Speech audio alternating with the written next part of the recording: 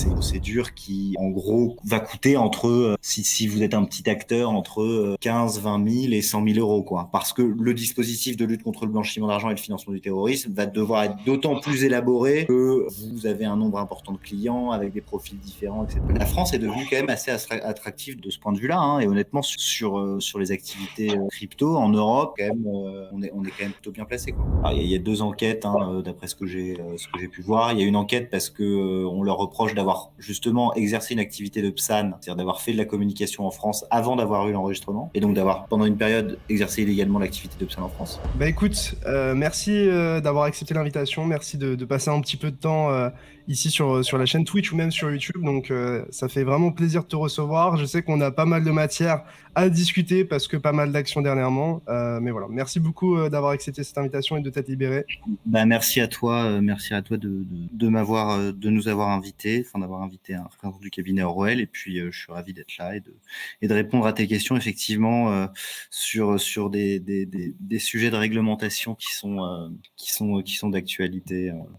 En tout cas, t'as l'air bien bronzé quand même, ça a l'air d'être la femme chez Orwell en ce moment. Ah ouais, non, j'en ai pris, justement, on a eu un début d'année assez chargé. J'ai pris quelques jours de congé là au mois de juin, mais voilà, on est de retour au boulot depuis Dans le quelques feu de jours. l'action. Peut-être donner un petit peu plus de contexte aux personnes qui nous rejoignent. Je vois que dans le chat, ça demande dans quel genre de litige, il peut y avoir besoin d'un avocat crypto, etc. Est-ce que tu peux expliquer assez succinctement ce que vous faites chez Orwell Avocat et surtout le rôle que vous jouez dans l'écosystème, l'impact que vous pouvez avoir, etc. Parce que j'ai l'impression que vous êtes quand même assez impliqué dans pas mal de décisions, en tout cas sur pas mal de sujets assez majeurs aujourd'hui. Alors ouais, bon bah comme je te le disais, nous on est dans le secteur depuis 5 ans. On a fêté les 5 ans du cabinet en janvier dernier, donc on a vu le secteur des cryptos français honnêtement quasiment naître et se structurer. Donc c'est ce qui fait qu'aujourd'hui effectivement on connaît pas mal de monde, et puis on a des relations avec une certaine antériorité avec les régulateurs, etc. Pour résumer ce qu'on fait, on fait trois choses principalement chez Orwell. On fait ce qu'on appelle un peu le cœur de notre activité, c'est ce qu'on appelle du regulatory, c'est-à-dire concrètement, on accompagne les personnes morales et les personnes physiques qui exercent des activités en crypto, que ce soit du trading, que ce soit des exchanges, qui souhaitent s'installer en France ou qui visent le marché français pour qu'ils soient conformes à la réglementation qui s'applique à leur activité. Donc, on va les aider à obtenir des agréments auprès des autorités, auprès de l'autorité des marchés financiers, de la CPR. Donc ça, et puis tout simplement aussi leur délivrer des opinions quant à la légalité de leur activité. Parfois, ils exercent une activité crypto qui n'est pas soumise à la réglementation, et dans ce cas-là, on va dire, pas besoin d'aller voir l'AMF, par exemple. Donc ça, c'est le côté régulatory. On a aussi un département fiscalité qui s'occupe donc de la fiscalité, toujours en lien avec la crypto, donc soit d'entreprises qui exercent dans le secteur crypto avec des problématiques particulières de TVA sur la vente de NFT, par exemple, et de la fiscalité aussi particulier crypto, donc là, de façon un peu plus classique, la plus-value sur actifs numériques, comment on fait ses déclarations, etc. Et on a un troisième département qui est un département contentieux, litigation. Voilà, la crypto, c'est aussi un secteur qui draine des activités qui, parfois, à tort ou à raison, sont parfois relativement mal vues, où on a des personnes qui peuvent faire l'objet de poursuites. C'est un secteur qui est assez sensible au blanchiment d'argent. Il y a aussi beaucoup d'arnaques, etc. Et puis, il peut y avoir des litiges. Quand on accompagne des clients devant le régulateur, il peut y avoir des litiges qui se font avec le régulateur. Donc, il y a une partie litigation où là, on s'occupe de représenter les intérêts de nos clients devant la justice française, quoi, que ce soit au pénal ou devant les régulateurs. En gros, c'est ça les trois activités principales qu'on fait. Et puis, le rôle qu'on joue dans l'écosystème, on est au comité juridique de la DAN depuis 2 ans. On vient d'être élu cette année entière au conseil d'administration. Donc, je dirais qu'on est quand même en lien, on essaye de rester en lien avec nos clients, mais même au-delà de nos clients, on a des liens honnêtement, même avec mon frère qui exerce dans ce secteur. Et voilà, on essaye de rester au cœur de l'écosystème.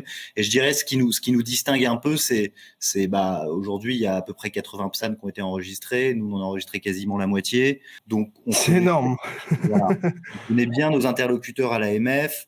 Quand il y a des nouvelles réglementations, des nouvelles régulations, en général il y a Vous êtes les premiers au courant. on est consulté par les administrations, par les parlementaires, etc. On fait partie, et on n'est pas les seuls, hein, mais on fait partie des acteurs qui sont consultés et qui sont Qui ont du poids au final dans ce qui se passe. qui ont du poids, je sais pas, mais en tout cas qu'on écoute tout simplement parce que on a une Vous êtes expérience qualifiés. et un Ouais. recul sur le secteur et sur sa réglementation, quoi. Est-ce que tu peux peut-être donner des exemples d'entreprises que vous accompagnez, etc. Je sais qu'il y a des choses qui sont publiques, des choses qui le sont moins. Qu'est-ce que tu peux dire? Enfin, je suppose que la majorité de tes clients, tu vas pas pouvoir en parler, mais il y en a que je crois que vous avez accompagné vraiment publiquement, donc c'est pour ça que je pose cette question-là. Alors, bon, effectivement, le métier d'avocat nous tient à un secret professionnel qui est sanctionné par la loi. Donc, on n'a pas le droit de dévoiler le nom de nos clients. En revanche, il y a certaines opérations où effectivement nos clients ou nous-mêmes, avec autorisation de nos clients, on a été autorisés à en parler. Mais en général, moi, ce que je peux dire, c'est on a accompagné pas mal de sociétés françaises et étrangères dans l'obtention de leur PSAN, donc de l'enregistrement en qualité de prestataire de services sur actifs numériques, avec des exchanges étrangers type Luno, ou avec des sociétés françaises, Stackinsat, enfin il y en a plein de ça. Et ça il suffit d'aller sur notre site, sur le blog en général, pour les clients qui nous y autorisent, on annonce publiquement les clients qu'on a accompagné pour l'obtention du PSAN. Donc, c'est facilement consultable et on a le nom de certains de nos clients aussi avec autorisation de leur part sur notre site. Donc ça, ceux qui souhaitent en savoir plus peuvent aller sur notre site ou sur notre blog. J'aurais essayé, les gars. Non, mais je pose la question parce qu'évidemment, on se dit, OK, qui est-ce qu'ils aident concrètement? C'est souvent la question. Et évidemment, tu peux répondre dans un certain périmètre, donc pas de souci à ce niveau-là. Je voulais te parler un petit peu de comment l'écosystème a évolué. On est passé quand même d'un environnement Far West qui est toujours un petit peu Far West d'une certaine manière en 2017 où vous avez commencé à éclore, à aujourd'hui un marché qui devient plus mature avec MiCA, avec la loi influenceur, avec de plus en plus de juridictions de pays qui commencent à mettre la main à la pâte et qui prennent le sujet au sérieux. Comment tu as vu cet écosystème évoluer? Quelles sont pour toi les évolutions majeures du côté de la régulation depuis 2017? Alors, bon, c'est une longue histoire. Je vais essayer déjà de la circonscrire un peu au marché que je connais le mieux, qui est le marché, la français. réglementation française et européenne. Et puis essayer d'y aller schématiquement. Mais quand on a commencé notre activité, la réglementation sur les activités crypto, que ce soit sur la fiscalité, etc., mais que ce soit sur l'exercice d'une activité en lien avec les cryptos, n'existait pas. Ça ne veut pas dire qu'il n'y avait pas de réglementation spécifique. Ça ne veut pas dire qu'il n'y avait aucune norme qui s'appliquait au secteur, mais ça voulait dire que déjà on L'État avait n'était pas très regardant. L'État n'était pas très regardant, c'était une activité qui était assez mal connue, assez mal maîtrisée.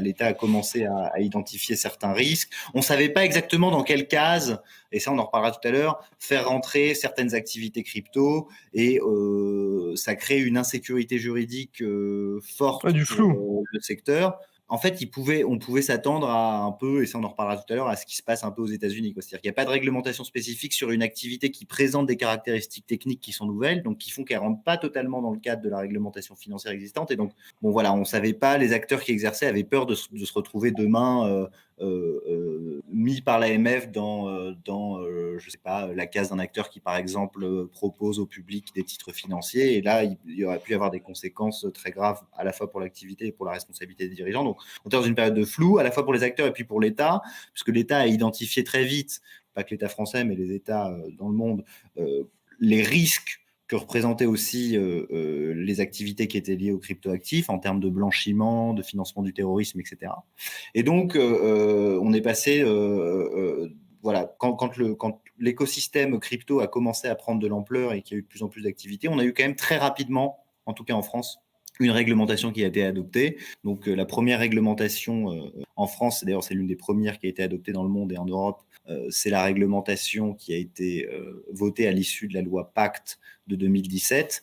Donc c'est une réglementation qui a instauré un premier régime, qui est le régime que j'évoquais tout à l'heure, qui est le régime de prestataire de services sur actifs numériques, et qui est un régime qui vise à obliger des acteurs qui exercent certaines activités en lien avec la crypto, par exemple des exchanges qui proposent d'échanger des cryptos contre des fiat, qui proposent d'échanger des cryptos contre d'autres cryptos pour le compte de tiers, d'être soumis à un régime d'enregistrement obligatoire auprès de l'autorité des marchés financiers. Faire savoir qu'ils existent et qu'ils agissent, quoi, au final. À savoir alors, c'est un régime d'enregistrement obligatoire donc, qui vise à contrôler deux choses. À la fois que effectivement la société qui opère est correctement enregistrée et que les dirigeants présentent le minimum de garanties en termes de compétences et d'honorabilité pour exercer dans un secteur qui est quand même un secteur financier, quoi. C'est-à-dire qu'il faut, montrer aux régulateurs que vous êtes compétent pour gérer les fonds. Sérieux, quoi.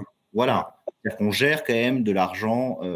Donc le passé, par exemple, les antécédents judiciaires, voilà. Voilà, on ne vous demande pas forcément d'être diplômé, d'avoir un Master 2 en réglementation financière, ou voilà, en tout cas, c'était pas le cas à l'époque. C'était voilà, est-ce que vous avez un profil qui n'est pas manifestement incompatible avec voilà, la gestion de fonds. Voilà, de fonds. Donc ça, c'est le premier volet. Et le deuxième volet, qui est le volet le plus important, qui est demandé dans le cadre de l'enregistrement, c'est de mettre en place une politique LCBFT, une politique de lutte contre le blanchiment d'argent et le financement du terrorisme. C'est-à-dire mettre en place le dispositif au sein de votre entreprise qui permet de contrôler l'identité de vos clients et d'éviter que des clients utilisent votre service pour procéder à du blanchiment de fonds ou à du financement du terrorisme. C'est ça, vraiment. C'était répandu, ça, par exemple? Pardon? Je pense que c'était quelque chose qui était assez répandu avant ces enregistrements ou que c'était juste anticipé, quoi. Ça l'était assez peu, pour être honnête, parce que la logique qui préside à ces réglementations là, de lutte contre le blanchiment d'argent et le financement du terrorisme sont assez antinomiques avec les propriétés techniques de la crypto. La crypto, ça permet de faire des transactions de façon incensurable et pseudonymique d'une adresse à une autre.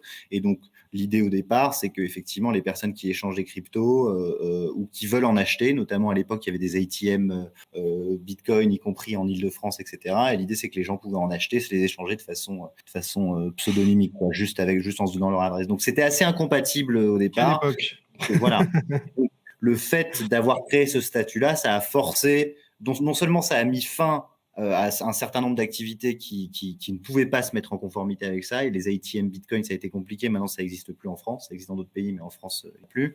Et ça a forcé aussi justement tous les acteurs qui opéraient dans ce secteur à procéder à ces contrôles et à ces vérifications. C'est quelque chose qui ne se faisait pas, effectivement spontanément au départ. Donc on a eu ce statut-là, mais qui est quand même relativement, qui est un statut, on va dire, au regard de ce qui existe dans la réglementation financière, c'est un statut qui est relativement léger. Voilà, c'est assez peu contraignant. Okay. C'est assez peu contraignant. C'est-à-dire qu'aujourd'hui, si tu souhaites demain développer une activité où tu proposes des titres financiers au public, etc., les obligations, elles sont beaucoup plus importantes lourdes, voilà, que celles qui sont demandées dans le cadre de l'obtention de l'enregistrement PSAN. Donc ça, c'est quelque chose qui est en train de changer. Même à droit égal, c'est-à-dire que l'enregistrement PSAN, bon là ça va changer à partir de demain, on en reparlera, mais l'enregistrement PSAN aujourd'hui est beaucoup plus compliqué à obtenir qu'il ne l'était au début de l'existence de la réglementation, tout simplement parce qu'il y a eu des scandales financiers et que le régulateur, voilà, aujourd'hui n'a pas envie FTX, tu veux dire par exemple? FTX, tous les scandales qu'il y a eu. Celsius. Ouais. Voilà, exactement. L'AMF n'a pas envie de d'estampiller enregistrer PSAN, un acteur qui demain pourrait potentiellement se montrer défaillant, voilà, ou participer de près ou de loin à un scandale financier. Donc ça se matérialise concrètement par le fait qu'il y a de plus en plus de contrôles. Il y a aujourd'hui des PSAN qui ont obtenu le PSAN il y a certains temps qui se font radier. Il y a eu des radiations et il y a un contrôle. il y a eu 3 acteurs qui se sont fait radier. Alors certains parce qu'ils avaient cessé leur activité et d'autres parce que ils avaient perdu les fonds de leurs clients ou qu'ils avaient un dispositif de lutte contre le blanchiment du terrorisme et lutte contre le blanchiment d'argent et le financement du terrorisme qui n'était pas suffisamment, qui n'était pas bien appliqué, qui n'était pas adéquat dans la raquette. Donc, ce que tu me dis, c'est que en vrai, le PSAN, c'est pas forcément un gage de qualité. S'il y a des PSAN qui peuvent se retrouver à perdre les fonds des clients. En réalité, aujourd'hui, et comme je te le disais au départ, voilà, les PSAN, ça contrôle l'honorabilité et la compétence des clients a priori et l'efficacité du dispositif de lutte contre le blanchiment. Mais aujourd'hui, et en tout cas, je te dis encore une fois, c'est le PSAN tel qu'il existait de 2017 jusqu'à aujourd'hui. Parce que demain entre en vigueur un PSAN renforcé. Mais jusqu'à aujourd'hui, il n'y avait aucune obligation de sécurité informatique, de résilience du système d'information. Et ça va changer à partir de demain. À la suite du scandale FTX, le législateur a voté une nouvelle réglementation qui s'appelle le PSAN renforcé, qui rentre en vigueur demain. C'est-à-dire que tous les acteurs qui voudront être enregistrés PSAN demain feront face à un régime qui sera plus contraignant que celui qui existe actuellement. Et donc ce nouveau régime, il demandera, en plus des obligations dont on a parlé, de disposer d'un dispositif de sécurité et de contrôle interne qui soit adéquat, d'un système de gestion des conflits d'intérêts, d'un système informatique résilient et sécurisé, et d'autres obligations, je ne vais pas rentrer dans le détail, mais qui visent justement à compenser les lacunes de la réglementation. Donc, mais ça ne change rien le fait qu'il y ait toujours l'enregistrement et l'agrément.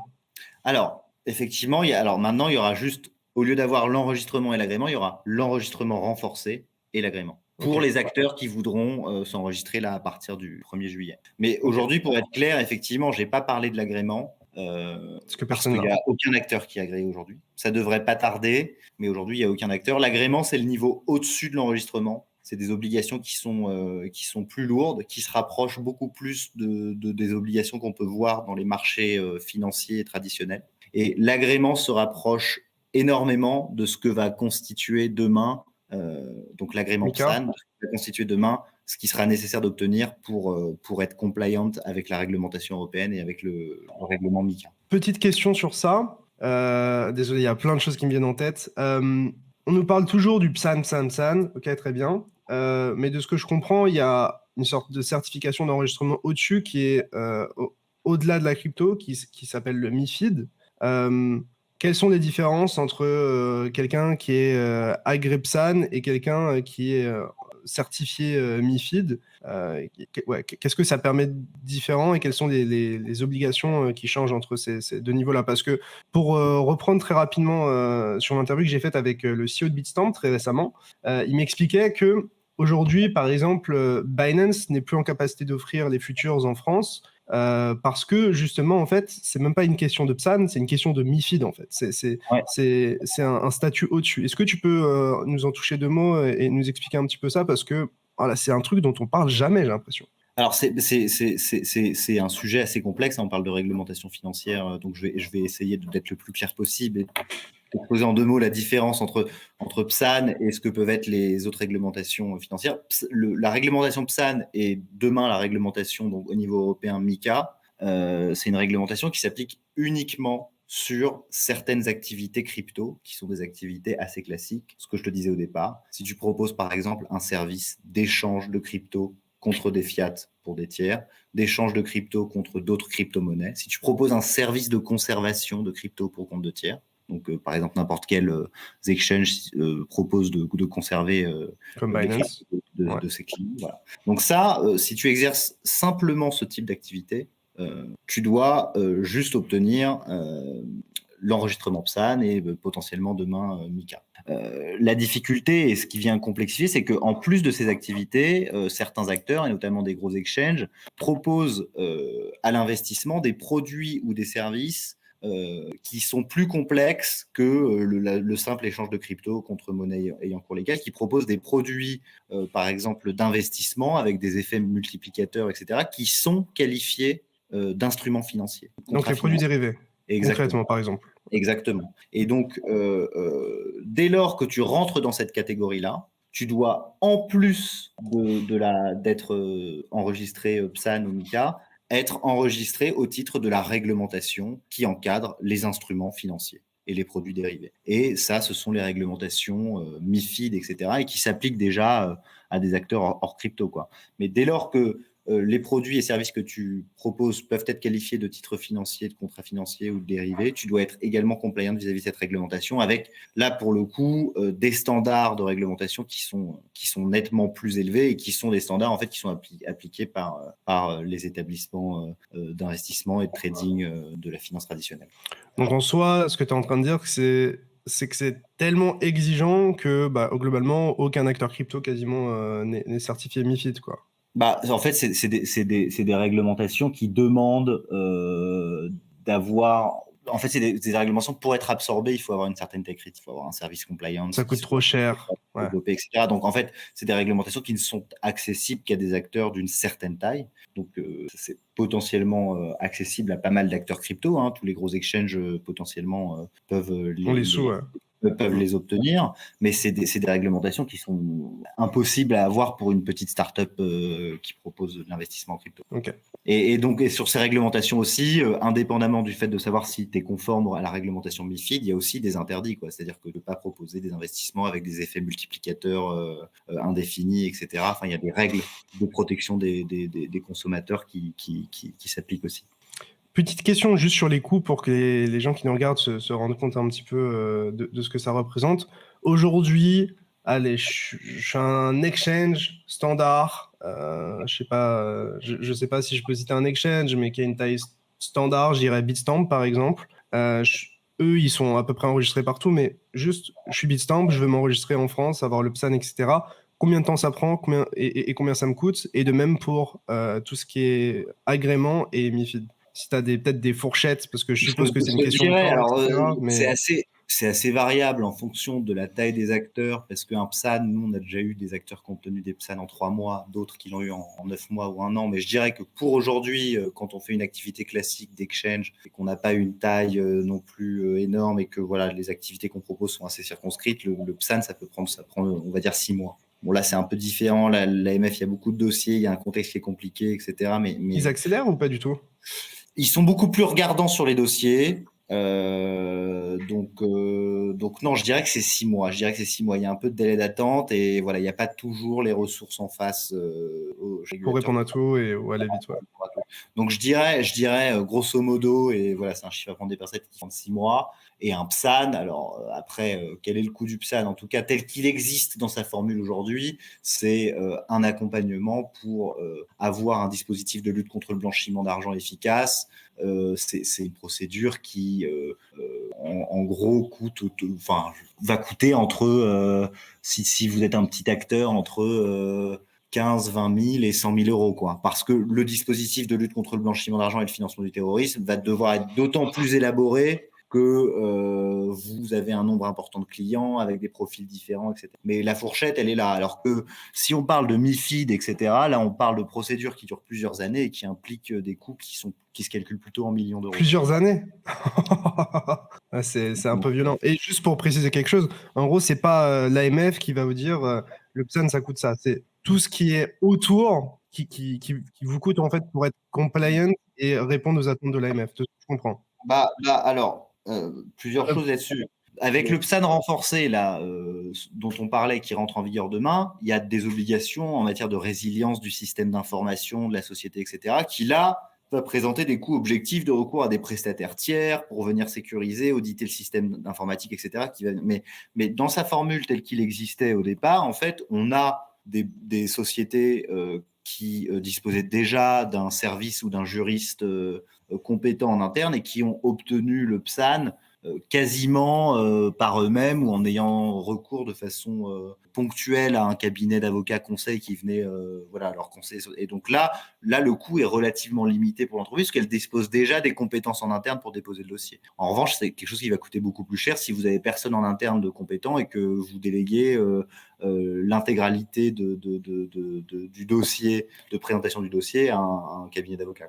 Donc les coûts, c'est effectivement des coûts de prestataire, d'accompagnement juridique et aujourd'hui avec les nouvelles obligations, d'accompagnement technique, pour être compliant avec l'ensemble des obligations qui sont demandées. Ok. pour passer un petit peu à Mika, parce que c'est un énorme morceau, est-ce que tu peux expliquer succinctement ce que c'est et l'impact que ça a pour à la fois les projets et à la fois les utilisateurs, donc à savoir la plupart du temps les particuliers? Ouais, je suis désolé, j'ai tendance à avoir le défaut d'avocat qui est de digresser, de parler peut-être parfois un peu trop longtemps. Donc je vais essayer d'être quand même le plus synthétique Non, pour non, mais c'est pas. intéressant. C'est intéressant, tu vois, parce qu'on a été assez pointu sur combien ça coûte un PSAN, la durée que ça prend, etc. Tu vois, je pense que c'est des choses qui intéressent les gens, parce qu'à chaque fois, il y a des projets qui nous disent, ouais, on est en cours d'enregistrement, et puis au final, tu te rends compte, ça fait 1 an. Donc des fois, tu peux avoir un doute, tu vois, par rapport au délai que tu me donnes. Et puis, niveau chiffres, on a Tout aussi ce que je donne, entendu tout et rien. Donc, voilà, c'est c'est des indicatif. exemples, Ouais, voilà, c'est indicatif. Tu peux avoir des dossiers qui sont en dehors des clous de ce que je viens de te dire, mais j'ai envie voilà, ce que je te c'est donne, c'est un rare. peu une moyenne de ce qu'on Ouais. constate, quoi. Bon, pour revenir à ta question sur Mika, c'est un règlement donc européen, c'est-à-dire c'est un texte qui est d'application directe dans tous les pays de l'Union européenne et qui constitue la première tentative mondiale de réglementation du secteur des cryptos à un niveau de conformité en gros similaire à celui de l'industrie financière traditionnelle et des services de paiement. Ça vient pourquoi on est les premiers et d'où provient ce règlement. Ça, en fait, il a été au départ initié à la suite du projet qui était celui de Facebook à l'époque de création d'un stablecoin qui s'appelait Libra, je ne sais pas si vous vous souvenez, qui avait été assez mal perçu par les États comme potentiellement pouvant porter atteinte à leur souveraineté monétaire, etc. Et donc, ça a été au départ pensé dans ce contexte-là. Et puis ensuite adapté avec l'évolution du secteur de la crypto, l'arrivée des stablecoins plus traditionnels et voilà. Et donc l'objectif, c'est donc des règles identiques et uniformes dans toute l'Union européenne, donc avec l'idée que si tu es compliant MiCA, donc si tu disposes ce qu'on appelle du VASP MiCA, Virtual Asset Service Provider, tu peux exercer dans toute l'Europe de façon indifférenciée. Donc, Plutôt que de passer le PSAN à un endroit, puis l'équivalent du PSAN à un autre endroit, etc., quoi. suppression des différences nationales qui existent aujourd'hui où il y a plusieurs PSAN Donc en le gros. PSAN va disparaître, en gros. C'est ça que tu me dis? Le PSAN va disparaître à terme au profit d'un agrément unique qui sera un agrément. Ok. Donc voilà, possibilité d'avoir un marché unique, donc simplicité, plus grande sécurité juridique parce que voilà, c'est une notation qui a été mûrie quand même depuis 3 ans, etc. Et donc meilleure protection des consommateurs parce que les obligations vont être de plus en plus importantes, voilà, et protection de l'intégrité des marchés. Voilà, les Mais objectifs suivis, c'est cela.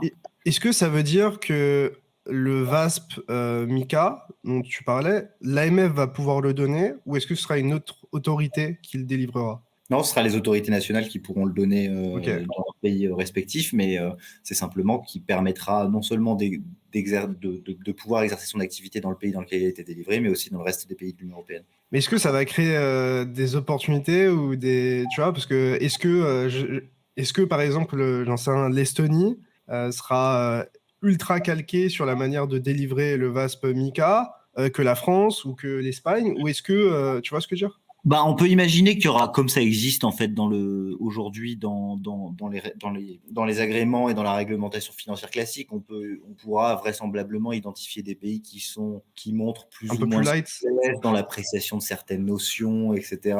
Mais globalement, on n'aura plus la distorsion qui existe ou qui existait aujourd'hui avec des pays comme l'Estonie qui avait l'équivalent de 1000 PSAN, même s'ils en ont retiré 700 il n'y a pas très longtemps. Et des pays, Oups! voilà, on n'aura plus de différence de fond aussi importante qu'on a pu constater aujourd'hui. Ce sera la même réglementation avec des doctrines ou des interprétations qui pourront changer sur certains points en fonction du régulateur, mais globalement, ce sera relativement harmonisé, quoi. Ok. Voilà. Et donc création d'un régime qui vise à encadrer les VASP, comme je le disais, donc les sociétés qui proposent des On services sur standardise. voilà, encadrement des stablecoins, encadrement des offres au public de jetons, les bonnes vieilles ICO, et instauration en fait, on va combler les trous qui existaient aujourd'hui, c'est-à-dire que on va prévenir et sanctionner les abus de marché, les délits d'initiés, etc. ce qui aujourd'hui ne s'appliquait pas en matière de crypto. C'est-à-dire que Ça, c'est une bonne chose. Initié, par exemple, n'existait pas, ne s'appliquait pas aux actifs. Et voilà. Donc c'est une réglementation qui est assez complexe, qui est assez grosse, puisque le règlement MiCA, il fait plus de 350 pages. Donc c'est assez complexe. Tu as dû lire. qu'on a effectivement dû lire. On a fait une série d'articles d'ailleurs sur ce que ça intéresse et qui veulent rentrer en détail. Yes. Et donc voilà. Et peut-être juste un dernier mot là-dessus. Il y a deux enjeux, donc à la fois effectivement l'enjeu qui est poursuivi et qui est pour moi assez louable, c'est d'offrir un cadre nécessaire et clair. Et clair pour que les cryptos se démocratisent en fait et soient moins vus comme étant un des secteur, scams. Voilà. Et donc ce qui peut permettre une meilleure adoption par le grand public, etc., de ce nouveau type d'actifs. Donc ça, c'est l'un des enjeux. Mais à côté, il faut faire attention à ce que je mentionnais tout à l'heure, c'est-à-dire de faire en sorte aussi que la réglementation, elle ne conduise pas en fait à faire en sorte que en fait les seuls acteurs qui pourront demain potentiellement absorber cette réglementation soient des acteurs les riches. Qui sont suffisamment gros et donc des acteurs qui sont essentiellement américains ou asiatiques au détriment potentiellement d'acteurs européens et de sociétés qui soient de petite taille. Donc on va voir comment ça va se passer dans ces prochaines années, mais voilà, pour moi les enjeux du texte ils sont sur ces deux points-là, quoi. Et quel impact concrètement, par exemple pour vos clients ou même pour moi en tant qu'utilisateur de crypto-monnaie? Aujourd'hui, je fais mes transactions sur MetaMask, j'envoie des fonds à gauche, à droite, je trade sur des exchanges où je suis pas KYC. Voilà. Qu'est-ce que ça va changer pour moi en tant qu'utilisateur final et aussi pour vos clients, je suppose, qui vont être aussi impactés directement d'une manière ou d'une autre? Pour nos clients, ce qui va changer, c'est est-ce que oui ou non ils seront en capacité d'absorber cette réglementation. Ça dépend de pas mal de facteurs, mais je dirais qu'il y en a deux en principe. C'est de leur taille, qu'ils ont une taille suffisante, une activité suffisante, un service de conformité suffisamment performant et avec des gens dédiés pour pouvoir absorber cette nouvelle réglementation. Ça dépend de leur taille. Si t'es PSAN, tu passes pas MiCA direct, il faut repasser le MiCA ou... Il faut repasser MiCA. Alors, tu as des facilités, il y a des ponts. Par exemple, tu as un délai pour te mettre en conformité qui est de 36 mois si tu es déjà PSAN, alors que si tu n'as rien, tu as 18 mois pour ta conformité. Pour info, le règlement MiCA, il rentre en vigueur officiellement, si je ne me trompe pas, demain. Donc, demain, il rentre en vigueur avec, il ne faut pas être compliant demain, avec un délai qui varie en fonction de déjà quel est le statut réglementaire dont tu disposes aujourd'hui. En gros, MiCA, c'est à peu près calqué sur les obligations qui existent pour l'agrément PSAN, pas l'enregistrement, l'agrément. Ce que tu veux dire, c'est que, par exemple, pour citer quelques noms, je sais pas, je suis un Bybit, je suis un BitGet, je suis pas enregistré en Europe, potentiellement, je suis pas renseigné sur toute la régulation autour de ces exchanges-là, mais voilà, en gros, j'ai 18 mois pour me conformer, si j'ai pas le PSAN. 18 mois pour se conformer, exactement, pour obtenir l'agrément MiCA. Sinon, effectivement, pas le droit de targeter les marchés européens, quoi. Et donc avec des mesures. Donc pas de marketing, pas de conférences, pas de publicité dans le métro, pas de publicité sur Internet. Et avec des sanctions qui seront potentiellement beaucoup plus importantes effectivement que celles qui existent aujourd'hui. C'est des sanctions qui sont appliquées de façon classique dans les réglementations européennes, qui sont des pourcentages des sanctions avec des amendes en pourcentage du chiffre d'affaires mondial des sociétés, etc. Et donc là on arrive sur un niveau de réglementation qui on est plus une sur bonne chose en vrai. C'est concret parce que jusqu'à maintenant c'était attention une fois, attention deux fois, attention trois fois, et tu vois qu'il se passe rien. Donc là on est sur des sanctions qui potentiellement qui vont être effectivement dissuasives avec potentiellement des amendes qui montaient à plusieurs millions.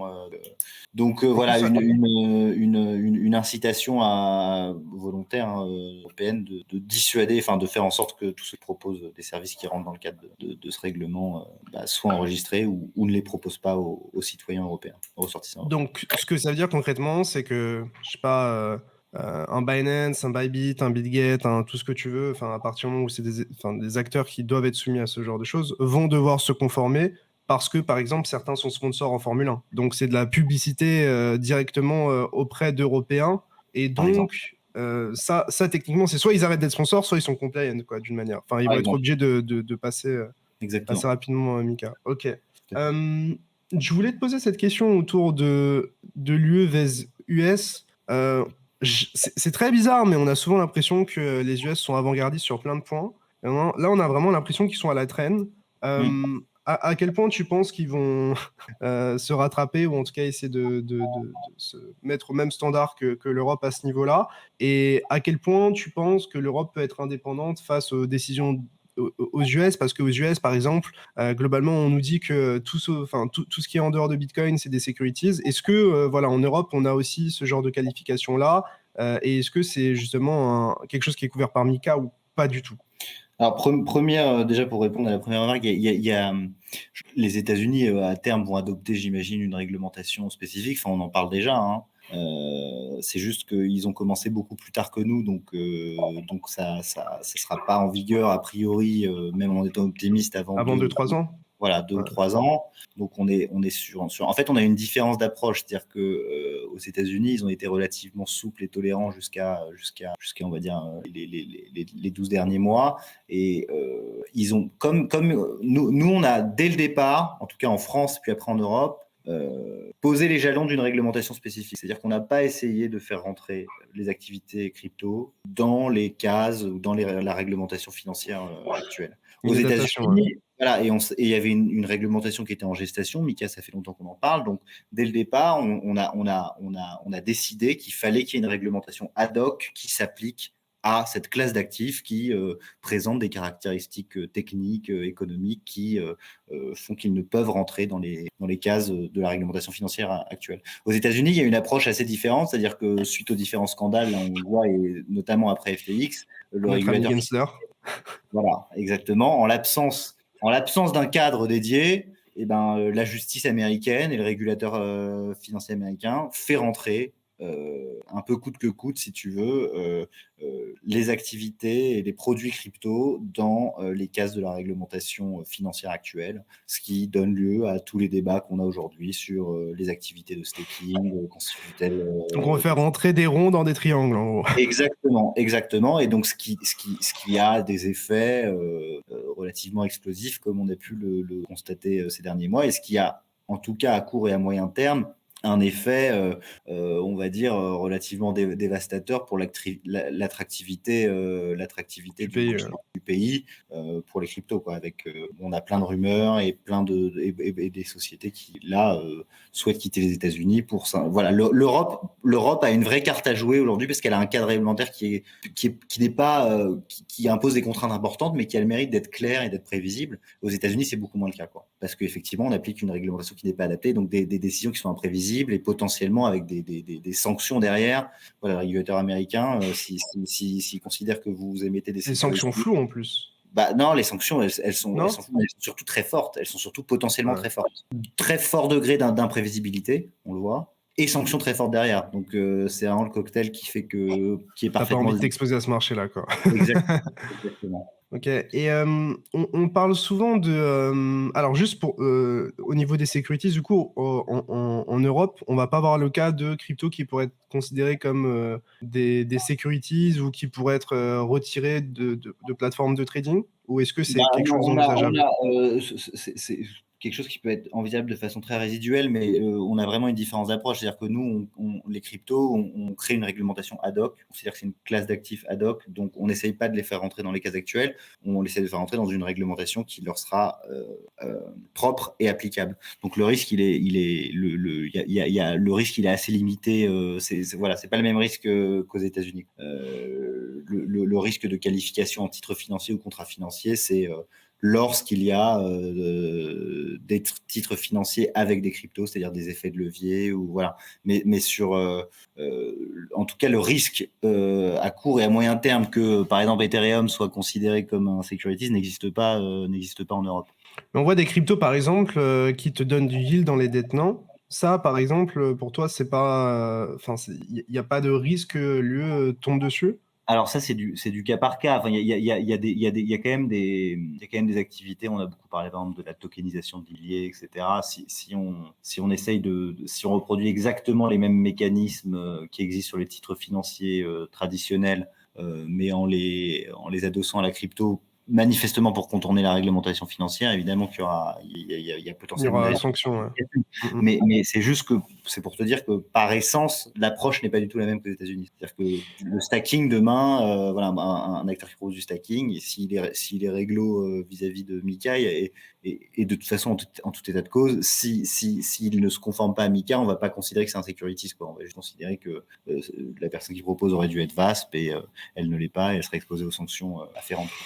De mon côté, j'aime bien m'orienter vers des DEX en ce moment, notamment après toute l'affaire FTX, etc. Je pense que tu peux le voir au t-shirt. Pas du tout inclus dans MiCA ou La est-ce que c'est DeFi le cas? Ça la changera? DeFi rentre pas dans le champ de MiCA. Il va y avoir un règlement qui leur sera propre, qui va être adopté dans les 12-24 mois. Mais pour l'instant, ça concerne que les acteurs centralisés. Mais à quel point ils pensent vraiment pouvoir faire plier ces entités décentralisées? Parce que là, c'est pas le même enjeu. C'est-à-dire que en CeFi, tu as en soi des acteurs qui sont connus, qui sont docs. Enfin, on connaît le CEO de Bybit a priori, on connaît le CEO de Binance, on connaît le CEO de Coinbase, etc. On sait qu'il y a des entités légales enregistrées dans des pays. Donc, niveau sanctions, il y a des comptes bancaires. Donc, niveau sanctions, c'est possible. Mais aujourd'hui, par exemple, j'en sais rien. DYDX, qui passe en full décentralisé avec la V4 sur Cosmos, etc. Il y a des gens qui travaillent dessus, mais via une fondation, etc. Si demain, je sais pas, il y a l'AMF ou du coup l'Europe qui décide de faire quelque chose autour de la DeFi et qu'ils décident de les contraindre de plusieurs manières, à quel point ils vont être obligés de le faire et à quel point ils peuvent être sanctionnés réellement? Bah, c'est le même débat que sur les. Pour moi, ça change. Le fait d'être techniquement décentralisé, en fait, n'a pas C'est du bullshit, véritablement tu veux dire? Bah, en fait, pour moi, il y a la légende code is law, on est décentralisé, etc. Ils vont juste couper les domaines, couper Les domaines. Et en fait, Ouais. on peut le voir déjà ce qui se passe avec Tornado Cash. Hein. Tu fais une Ouais. transaction sur Tornado Cash, tu vas sur Binance, ton compte il est bloqué. C'est tout. C'est-à-dire que soit tu arrives à être indépendant dans un écosystème totalement décentralisé et tu ne fonctionnes qu'avec des applications décentralisées, mais tu ne changes Donc jamais tu tes fonds. doxes jamais, tu Tu mets changes jamais jamais tes sur un fonds en euros, tu fais exchange. jamais d'achat, etc. Ouais. Mais bon, en fait, c'est une vision C'est assez théorique des utopique. choses. Ça n'existait pas. En fait, les acteurs Enfin, c'est décentralisés difficile, quoi. qui souhaitent garder leurs utilisateurs vont être obligés de se conformer à la réglementation. Ok.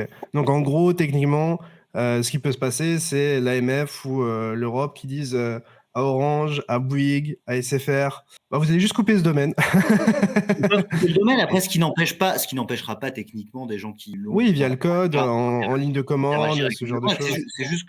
C'est juste que les acteurs de la DeFi qui refuseront délibérément de se mettre en conformité avec leur réglementation vont progressivement Ou des comptes Twitter qui vont sauter, des choses comme ça, quoi. ils vont progressivement s'ostraciser, quoi. C'est-à-dire que effectivement déjà leur plateforme et leur nom de domaine, enfin voilà, c'est-à-dire qu'ils pourront plus, ils auront un public qui nécessairement va se restreindre pour ne pas dire s'anéantir totalement à terme, quoi. Ok. Petite question par rapport à la France. On nous vend la France comme la Startup Nation, comme le hub crypto. On voit de plus en plus d'annonces de gros qui souhaitent, ou en tout cas la volonté de s'installer en France. Voilà. Quelle est la réalité et les belles paroles dans tout ça? Bah, la France, honnêtement, de mon point de vue et de ceux de clients, alors elle n'est pas particulièrement. C'est-à-dire que c'est pas l'Estonie, effectivement, on a des contraintes réglementaires qui sont consistantes, mais elle a le mérite d'avoir, et on va en reparler aussi sur l'influence commerciale, d'avoir créé un cadre et d'avoir créé de la prévisibilité et de la lisibilité pour les acteurs crypto, avec une réglementation dont on a parlé, qui aujourd'hui constitue un premier step, un step important pour demain obtenir l'agrément MiCA. Donc, la France est devenue quand même assez attractive de ce point de vue-là, hein. Et honnêtement, sur les activités crypto en Europe, on est quand même plutôt bien placé, quoi. Ok.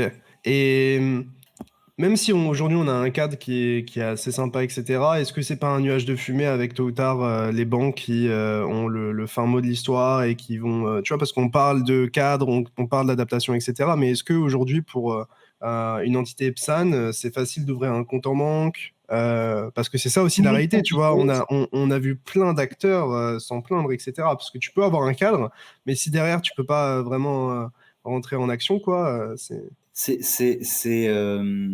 toujours compliqué de la part de certains acteurs, mais en fait, la crypto est en train de s'institutionnaliser quand même petit à petit. C'est-à-dire qu'aujourd'hui, on a des banques qui sont PSAN. Je veux dire, bon, c'est toujours un secteur qui véhicule une image à tort ou à raison un peu sulfureuse, mais qui se normalise avec le temps. Donc, il y a toujours des difficultés avec certains établissements bancaires, mais honnêtement, on arrive toujours aujourd'hui à trouver une solution. C'est-à-dire qu'il y a quand même 82 PSAN en France. C'est que finalement, en pratique, on arrive de plus en plus à résoudre. Je dis pas que c'est facile, hein, mais moi, je suis pas inquiet. Je sais à terme. C'est une technologie qui va arriver à maturité et ces difficultés pratiques qui existent aujourd'hui, elles vont, je pense, elles ont déjà reculé et à terme, il y aura plus de difficultés, ouais. Ok. Dernière question avant de passer à tout ce qui est loi influenceur, etc. Parce que je sais que ça intéresse pas mal les gens dans le chat.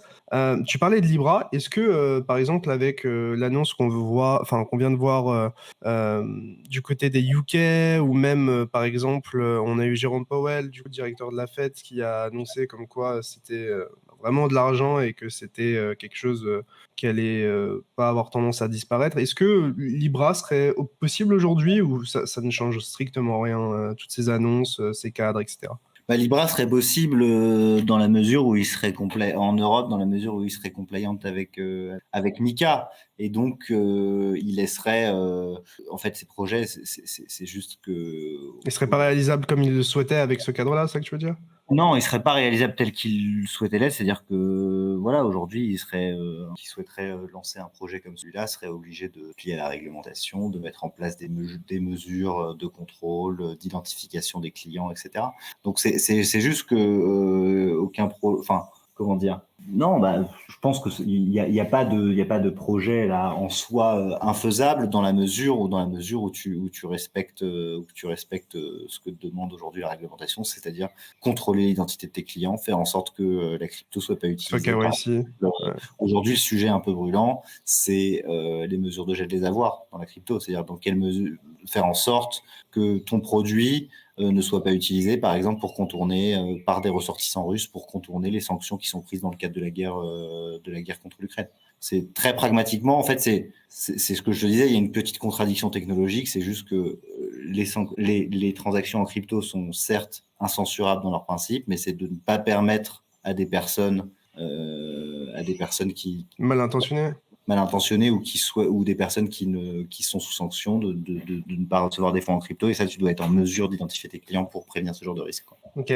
Pour parler un petit peu loi influenceur, qui a été un sujet qui a été ultra couvert, je pense, les 3-4 derniers mois, mais maintenant dont on parle un peu moins. Pourtant, justement, cette loi influenceur, elle vient de rentrer en action et en application, si je me trompe pas. Est-ce que tu peux juste nous dire 2 mots sur cette loi, juste très concrètement, qu'est-ce qu'elle fait et qu'est-ce qu'elle va changer pour les créateurs et les personnes qui regardent du contenu, qui consomment du contenu crypto aujourd'hui? Ouais. Bon, en 2 mots, c'est une proposition de loi donc proposée par 2 députés qui visait à encadrer ce qu'on a appelé l'influence commerciale, et donc l'activité des influenceurs. C'est important de savoir comment la loi le définit. En gros, la loi, elle définit l'influenceur comme une personne physique ou morale qui mobilise sa notoriété auprès d'une audience pour communiquer au public des contenus visant à faire la promotion indirect ou directement d'un bien ou d'un service. Et donc l'idée, c'était d'instaurer, de lutter contre certaines dérives qui avaient été constatées. Bon, il y en a pas mal, mais voilà, le dropshipping, les arnaques, etc. Et donc l'idée, c'est d'instaurer un cadre de transparence avec certaines règles à respecter lorsque un média, ça peut être un média spécialisé, ou lorsqu'un média ou un influenceur qui propose du contenu va faire la promotion de contre-rémunération d'un bien ou d'un service. Pour simplement faire un petit balayage très rapide des principales obligations, c'est un régime d'interdiction de promotion de certains produits, chirurgie esthétique, produits médicaux, nicotine, paris sportifs, etc. Et un régime conditionné de promotion pour certains autres types de produits, par exemple la crypto. Très concrètement, dans le secteur de la crypto, qu'est-ce qui se passe aujourd'hui lorsque tu es un média spécialisé ou lorsque tu es un influenceur, tu ne peux pas faire la promotion de n'importe quel acteur qui exerce dans le secteur crypto. Tu ne peux faire la promotion si un acteur doit rentrer dans le champ de la réglementation, par exemple la réglementation PSAN, tu dois t'assurer que cet acteur est conforme à la réglementation pour pouvoir en faire la promotion. Si un acteur n'entre pas dans le champ de la réglementation PSAN, tu peux en faire la promotion. Mais voilà, en fait, tu as quand même un travail de due diligence au départ, de t'assurer que le produit ou la personne morale dont tu t'assures la promotion propose pas illégalement son service en France, quoi. Voilà. Après, il y a un certain nombre d'autres obligations pour les influenceurs de disposer d'un contrat avec une agence d'influence, obligation de mentionner, tu as une obligation de transparence qui est assez logique, qui était appliquée par pas mal Ce live n'est pas sponsorisé. Voilà. Par exemple, ce live n'est pas sponsorisé, donc tu n'avais pas besoin de le mentionner en clair. Mais si ça avait été le cas, tu aurais dû mentionner en haut qu'effectivement, ce live faisait l'objet d'un partenariat commercial ou publicitaire. Ça doit être visuel, enfin, ça doit être affiché sur le contenu, ou est-ce que c'est par exemple des descriptions, des commentaires épinglés sur YouTube, des tweets, quels sont... Alors, la loi va pas aussi... En fait, c'est juste que ça doit être accessible au premier coup d'œil par la personne qui regarde ton contenu. Okay. De façon suffisamment claire et transparente. Donc voilà, et avec un certain nombre de mesures qui vont pouvoir être prises par les autorités pour éventuellement sanctionner les personnes qui ne respectent pas cela. La possibilité de demander, par exemple, à Twitch ou à n'importe quel opérateur de supprimer le contenu ou de supprimer la chaîne de la personne qui ne respecte pas ses obligations. Donc ça, c'est pour éviter effectivement que des personnes qui soient à l'étranger, en dehors de la juridiction française, puissent utiliser le fait qu'elles soient ailleurs pour ne pas respecter. Voilà. Ouais. Tu penses que les sanctions sont assez dissuasives, et à quel point tu penses que ça va vraiment empêcher des scammers d'agir Enfin, je suppose que c'est la volonté de la loi, mais est-ce que ça va être vraiment appliqué au pied de la lettre, ou est-ce qu'il va y avoir quand même une grande marge qui va permettre des abus certainement? Écoute, on verra. De toute façon, la loi est entrée en vigueur là il y a quelques jours. Ça a été un des gros débats de la loi, ne pas trop pénaliser les influenceurs qui sont sur le territoire français, parce que beaucoup nous disaient que de toute façon ceux qui sont expatriés ne le respectent pas et ne seront pas sanctionnés. Moi, mon opinion là-dessus, c'est qu'effectivement aller chercher quelqu'un qui se trouve en Asie, je veux dire, il n'y aura pas des enquêtes et des notices Interpol pour tous ceux qui respectent pas la réglementation et qui sont situés à l'étranger. En revanche, l'outil dont je te parlais, c'est-à-dire la possibilité de demander aux réseaux sociaux de supprimer, et l'obligation d'ailleurs qui en découle pour les réseaux sociaux de faire droit à une demande de suppression pour les comptes qui respectent pas ces obligations, ça me semble être quand même assez dissuasif et potentiellement efficace. Après, c'est toujours une question de moyens. C'est une réglementation qui sera appliquée par la DGCCRF. Il n'y a pas eu de sanction pour le moment. Non, il n'y a pas eu. Si, alors il y a déjà eu des sanctions, mais sous l'empire En dehors de la crypto. Voilà, en dehors de la crypto. Enfin, il y a eu Nabila à l'époque, je ne sais pas si tu avais vu cette news qui avait fait. En fait, l'obligation de transparence. En fait, il y a plein d'obligations qui sont dans cette loi qui existaient déjà, mais l'une des volontés des rédacteurs de la loi, c'était de créer vraiment une loi spécifique qui compilait, qui était très claire, une sorte de mode d'emploi pour les influenceurs. Et donc, l'obligation de mention du partenariat commercial, ça existait déjà. Et Nabila, elle avait été sanctionnée sur ce point de vue-là pour ne pas avoir fait mention d'un partenariat rémunéré avec je crois que c'était un exchange crypto. Donc voilà pour les pas de DeFi du coup dans le cadre de la loi. La DeFi n'est pas, en fait, la DeFi n'étant pas encadrée à ce jour, il est possible de faire la promotion d'un acteur DeFi. Okay. Dans la mesure où c'est disclose, etc. Ouais. Exactement. En fait, c'est pas un tri des acteurs où, par exemple, si tu mets en avant un exchange, tu as le droit de mettre en avant que des exchanges qui sont PSAN. Pour la DeFi, tu n'as pas ce tri-là à faire de choisir dans les acteurs. Évidemment, après, il faut faire ses due deals, etc. Mais par contre, l'obligation de disclose que tu as été payé pour le faire et que c'est un partenaire rémunéré reste. Exactement, exactement. Pour toi, cette loi, elle est figée ou elle va rapidement changer? Qu'est-ce qui pourrait changer? Alors bon, rien n'est inscrit dans le marbre, mais Bruno Le Maire a donné rendez-vous aux acteurs de l'influence, là, une clause de bilan. Je crois que c'est dans les 12 ou 18 mois donc l'année prochaine, il y aura un premier bilan qui sera fait et on peut pas, vraisemblablement, peut-être, si nécessaire, des adaptations qui seront faites. Après, c'est toujours pareil, c'est une question de volonté politique et de priorisation des sujets dans le calendrier, quoi. Ok. Bah écoute, je pense qu'on aura couvert pas mal de sujets. Je propose juste au chat de poser 2-3 questions, de votre côté, des choses qui vous taraudent un peu. Je pense qu'on va prendre le temps de prendre une ou deux questions au moins. Et puis après, on va évidemment respecter le temps de Romain. Déjà, merci d'avoir pris autant de temps pour répondre sur tous ces points qui sont du coup assez exhaustifs et qui demandent pas mal de temps de cerveau et d'attention. Quelqu'un qui parle de la situation de Binance. Il y a eu une enquête, en tout cas, il y a eu une descente concrètement dans leurs locaux. Est-ce que tu as des informations sur ce qui se passe, en tout cas du côté public, etc. Moi, j'ai pas plus d'informations que celles qu'on a vues presse. Si j'en avais plus, de toute façon, Difficilement. comme tu peux l'imaginer, je serais pas tellement en mesure de divulguer.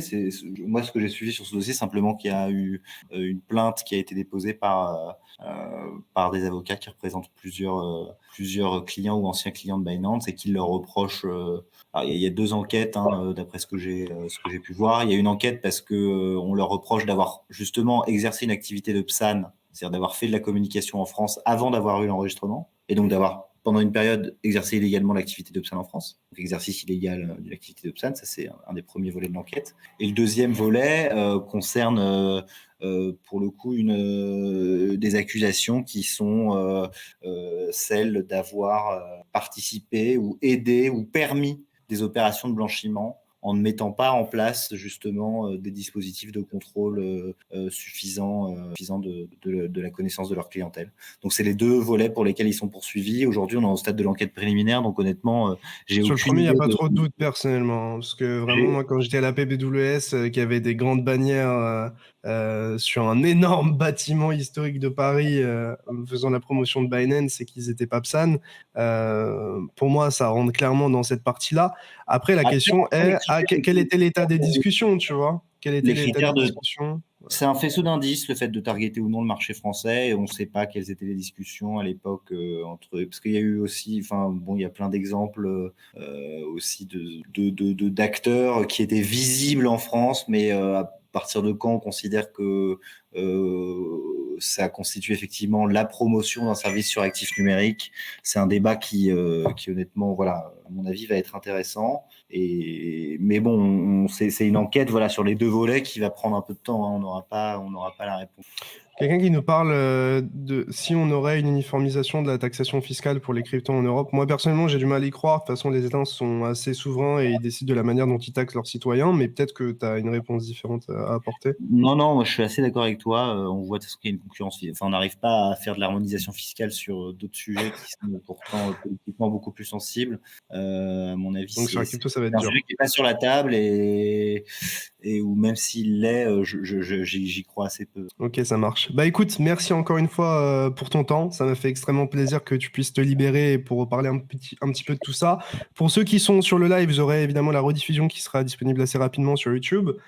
Pour ceux qui sont encore là, n'hésitez pas à mettre un petit like, à vous abonner si ce n'est pas déjà fait. Et puis Romain, je te laisse peut-être le mot de la fin pour les personnes qui sont restées jusqu'au bout. Non, merci pour ton invitation. Honnêtement, c'est des sujets qui sont pour moi qui me passionnent. C'est la raison pour laquelle j'exerce dans ce secteur. Mais c'est des sujets qui sont assez complexes, sur lesquels il faut être relativement humble et surtout essayer d'être le plus pédagogique possible. J'espère vous aurez compris, vous y voyez plus clair maintenant dans la réglementation de ce secteur. Bah écoute, je crois que les retours sont plutôt positifs, donc c'est parfait. Merci encore une fois, et puis on se retrouve très vite pour de nouvelles interviews, nouvelles vidéos sur la chaîne YouTube et sur Twitch. Tchuss. Bonne soirée.